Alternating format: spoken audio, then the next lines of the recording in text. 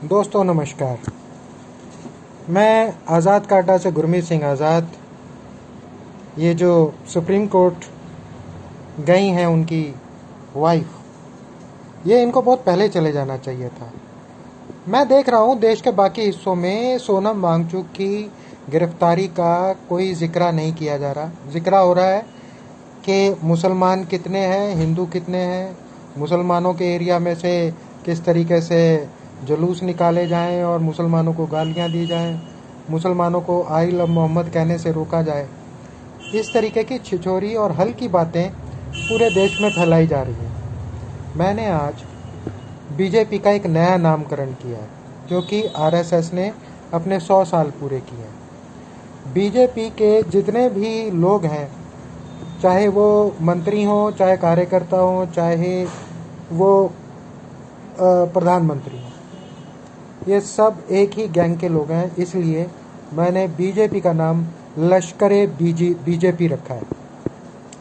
लश्कर BJP का काम बिल्कुल वही है जो लश्कर तैयबा का था। हालांकि लश्कर तैयबा का भी कोई राजनीतिक मामला नहीं था, वो भी धर्म पर ही डिपेंड थी। सेम ऐसे ही जो बीजेपी है उसका राजनीति से कोई मतलब नहीं है। उसका मतलब हिंदू धर्म का आड़ लेकर बाकी के धर्मों के लोगों को, बाकी के जो वांगचुक जैसे लोग हैं उनको प्रताड़ित करना, उनको जेल में ठूसना, ये सब काम है। इसीलिए आज के बाद जब भी आप बीजेपी का नाम लें तो बीजेपी का नाम पूरा लें, लश्कर बीजेपी, यानी लश्कर भारतीय जेब कतरा पार्टी। ठीक है, क्योंकि यही नाम इनको अब सूट कर रहा है। बाकी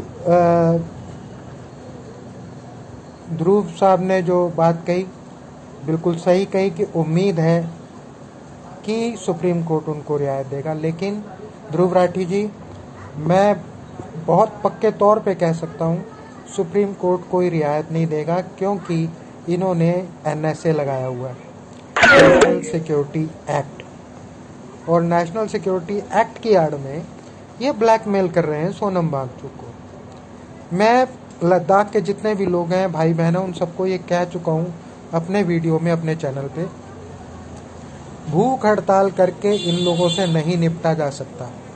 इनसे सिर्फ वैसे ही निपटा जा सकता है जैसे पंजाब के किसानों ने इनसे निपटा था। वो दिल्ली की छाती पे चढ़ाए थे, ट्रैक्टर चढ़ा लाए थे, अपना खाना पीना लेकर आए थे। भूख हड़ताल नहीं की थी उन्होंने, रोटी खाकर इनका विरोध किया था, और वो 3 काले कानून इन्होंने वापस करवाए थे, और प्रधानमंत्री को देश के सामने आके माफी मांगनी पड़ी थी। आपने देखा होगा। मात्र केवल यही एक फार्मूला है जिसकी वजह से आप जीत सकते हैं इन उचुक्कों से, इन घड़ियाली लोगों से, इन गिरगिट लोगों से, तभी आप निपट सकते हो। तो लद्दाख के जितने मेरे भाई बहन हैं, जितने मेरे बुजुर्ग हैं, मेरी हाथ जोड़ के विनती है आपसे, आप वहाँ से आओ, दिल्ली के ऊपर बैठो आप छाती पर और मांग करो, हम आप लोगों के साथ हैं। लेकिन समस्या यह है कि हम लद्दाख जा नहीं सकते, और अगर जाएं भी तो वहाँ से जब आपकी नहीं सुन रहे तो हमारी कहाँ सुनेंगे। इसीलिए आपको यहाँ आना चाहिए। आप जब यहाँ आओगे, पूरी दुनिया से आपको लोग सपोर्ट करने के लिए दिल्ली में आ जाएंगे। हो सकता है पंजाब भी आपके लिए खड़ा हो जाए वहाँ आकर, हालांकि वहाँ त्रासदी हुई पड़ी है, पर पंजाब पंजाब है, उसके जैसा कोई नहीं है।